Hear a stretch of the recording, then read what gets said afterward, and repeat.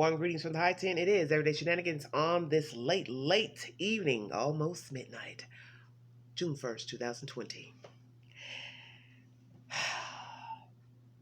More information pertaining to George Floyd. If you need verification for the story, please log on to itechpost.com. This was updated yesterday. Police Bodycam audio reveals George Floyd's murder was premeditated by Derek Chauvin, says lawyer. George Floyd's family lawyer has said that the death of the innocent man in the hands of a U.S. police officer was premeditated murder. The Minneapolis policeman with his knee on the innocent man's throat is Derek Chauvin and has been charged with a strong third-degree murder, but according to lawyer Benjamin Crump's statement to CBS News, it was actually a case of first-degree murder! Exclamation point.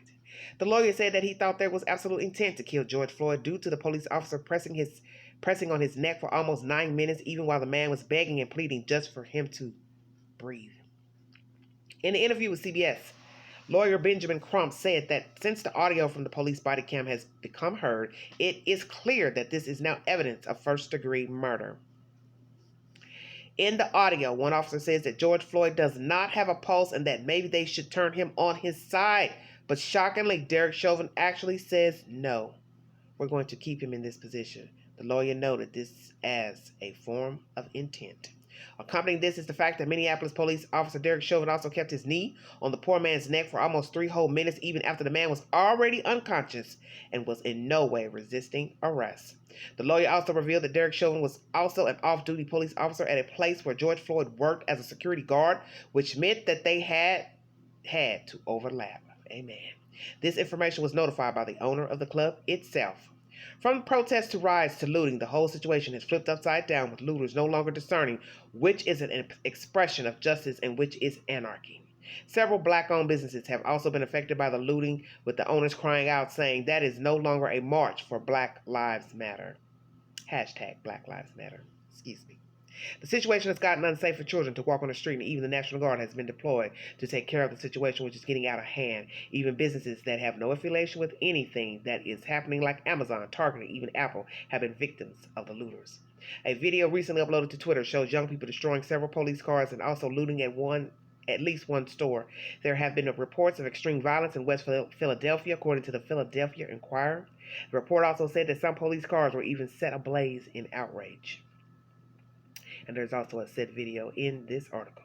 The video is only one of the many that showcase the outrage and how looting and riots have been getting out of hand and seem unrelated to the death of George Floyd. The family has been struggling to get justice while the protesters are pushing the movement, but looters have tainted their reputation. If you need verification for the storyline, itechpost.com. Well, audio has been released, or at least their family's attorney has heard the audio, and he's heard conversation on the audio about turning Mr. Floyd on his side by one officer, and Mr. Chauvin saying, no, leave him in the position that he is in. Frankly, if no one said anything, it still would be intentional murder in my book. And yes, people are looting, vandalizing places. They're not needing a name or a specific place to vandalize. He or she will go and choose to do what he or she wants to do. As I state, I don't condone looting and vandalizing businesses, but this is the ramifications for outrage,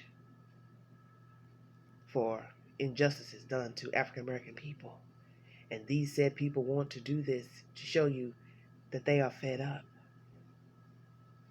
What has ever been right in the wrongdoing of another person, snuffing them out wrongfully, killing them wrongfully for no apparent reason, and you expect no ramifications for killing an innocent man in a street with eyewitnesses.